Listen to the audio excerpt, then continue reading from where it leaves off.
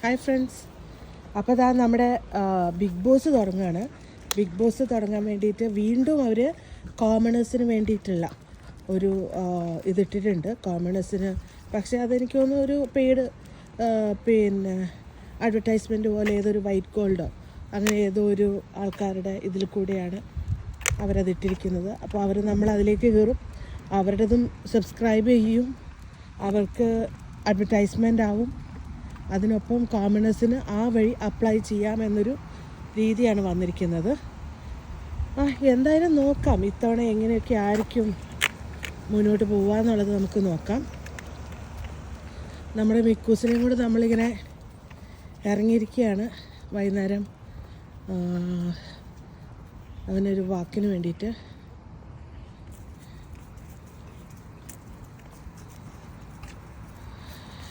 ഇത് കണ്ടില്ലേ, ഇതെന്താ വെച്ച് കഴിഞ്ഞാൽ ഇപ്പോൾ കണ്ണ് കാണാത്തവരൊക്കെയാണ് ഇതിലെ കൂടെ നടന്നു വരുന്നതെങ്കിൽ അവർക്ക് റോഡ് സ്റ്റാർട്ട് ചെയ്യുന്നു എന്ന് മനസ്സിലാക്കാനുള്ള ഒരു സാധനമാണിത്. അപ്പോൾ അവർക്ക് ഇതിൽ ചവിട്ടുമ്പോൾ അവർക്ക് മനസ്സിലാവും ഇവർക്ക് റോഡ് വാക്വേ അവസാനിച്ചു, ഇനി അവർ റോഡിലേക്കാണ് ഇറങ്ങുന്നത് എന്ന് അവർക്ക് മനസ്സിലാവും.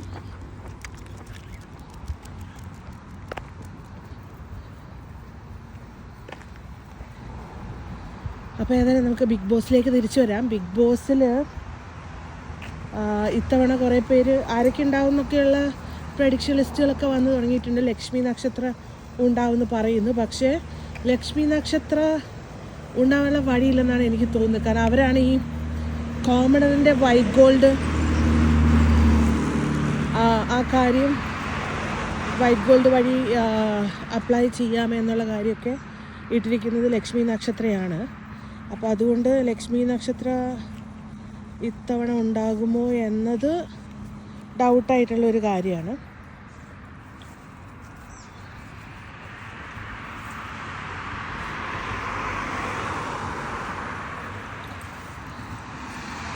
പിന്നെ ആരാണ്, അപ്പോൾ എനിക്ക് തോന്നുന്നു ഒരുവിധം നമ്മൾ എല്ലാ വർഷവും നന്നായിട്ട് പ്രഡിക്ഷൻ ലിസ്റ്റുകൾ ഇങ്ങനെ പറയുന്നത് കൊണ്ട് തന്നെ പ്രത്യേകിച്ച് പ്രഡിക്ഷൻ ലിസ്റ്റിനെ കുറിച്ചൊന്നും സംസാരിക്കേണ്ട കാര്യമുണ്ടെന്ന് തോന്നുന്നില്ല. ഒരുപാട് പേര് എല്ലാ വർഷവും പ്രഡിക്ഷൻ ലിസ്റ്റിൽ വരാറുണ്ട്. ആ പ്രഡിക്ഷൻ ലിസ്റ്റ് അനുസരിച്ചിട്ടുള്ള ആളുകൾ കുറേ പേര്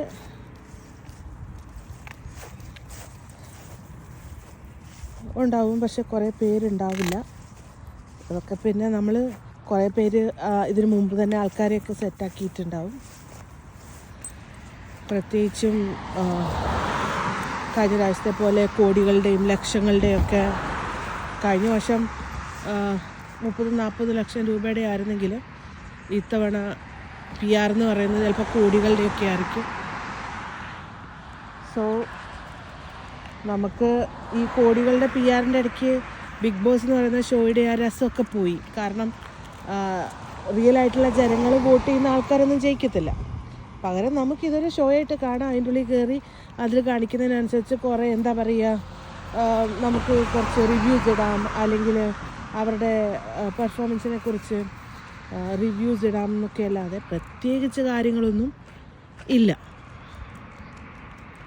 കാരണം ജനങ്ങൾ ആഗ്രഹിക്കുന്ന മത്സരാർത്ഥികൾ ഒരു കാലത്തും ജയിക്കാറില്ല. പകരം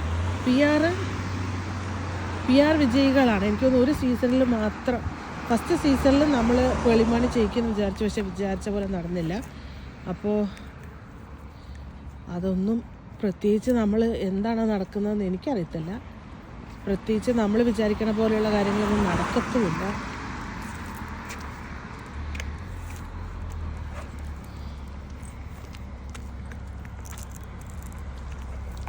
അപ്പോൾ എന്തായാലും നമുക്ക് നോക്കാം. ഇത്തവണ എന്തെങ്കിലും പ്രത്യേകിച്ച് മാറ്റമൊന്നും വരാനില്ല. കാരണം ഒരേ ചാനൽ, അതിൻ്റെ ഷോ ഡയറക്ടേഴ്സായിട്ടുള്ള ഒരേ ആൾക്കാർ, അവരെന്ന് വെച്ച് കഴിഞ്ഞാൽ അവർക്ക് ഇഷ്ടമുള്ള ആൾക്കാർക്ക് എങ്ങനെയെങ്കിലും ജയിപ്പിച്ച് എങ്ങനെ അവർക്ക് കിട്ടുന്ന പൈസ വീതിച്ചെടുക്കാമെന്ന് മാത്രം ചിന്തിക്കുന്ന ഒരു കറപ്റ്റഡ് ആയിട്ടുള്ള വേൾഡിലാണ് നമ്മൾ ജീവിക്കുന്നത്. അതുകൊണ്ട് കറപ്ഷനാണ് എല്ലായിടത്തും നമുക്ക് കാണാൻ പറ്റുക. അല്ലാതെ ഒരു കറപ്റ്റഡ് അല്ലാത്ത ഒരു കാര്യവും നമുക്ക് കാണാൻ പറ്റില്ല. നീതി, ന്യായം, സത്യസന്ധത, ഇതിനൊന്നും ഒരു വിലയില്ലാത്ത കാലമായതുകൊണ്ട് ഇതുപോലുള്ള ഷോകളിലൊന്നും തന്നെ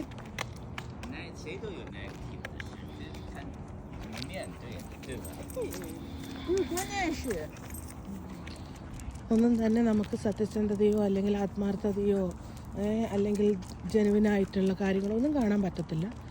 നമ്മൾ കുറേ വോട്ടിടാൻ പറയുന്നു, അതും നമ്മൾ കുറേ മണിക്കൂറുകൾ അവരുടെ വെബ്സൈറ്റിൽ കയറി വോട്ടിട്ട് പൈസ ഉണ്ടാക്കി കൊടുക്കും. അല്ലാതെ പ്രത്യേകിച്ച് കാര്യമൊന്നുമില്ല.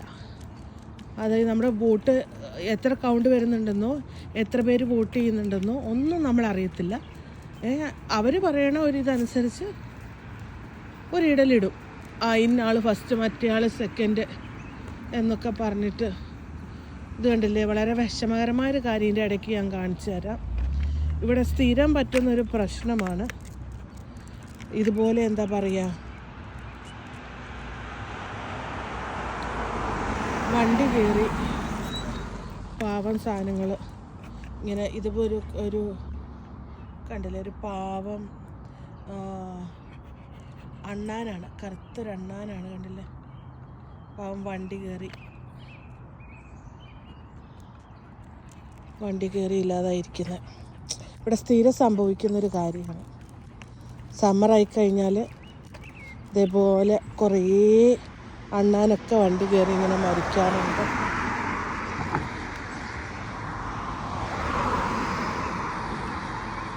അപ്പോൾ എന്തായാലും നമുക്ക് റോഡ് നോക്കി ക്രോസ് ചെയ്യാം.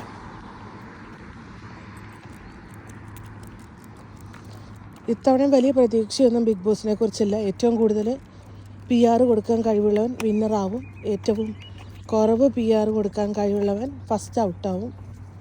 അപ്പോൾ അവസാനം വരെ നിൽക്കുന്നത് ഏറ്റവും കൂടുതൽ PR കൊടുത്തവനാണെന്ന് ഉറപ്പിക്കാം. ഈ ഫസ്റ്റ് ഔട്ടായി പോകുന്നത് PR കുറവ് കൊടുക്കാൻ കഴിവുള്ളവനും. അപ്പോൾ അതുകൊണ്ട് പ്രത്യേകിച്ച് കാര്യമൊന്നുമില്ല.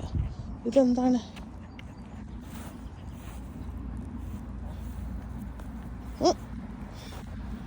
ഇതുണ്ടല്ലേ, ഒരു കൂണിനെ കണ്ട, കൂണാട്ടം.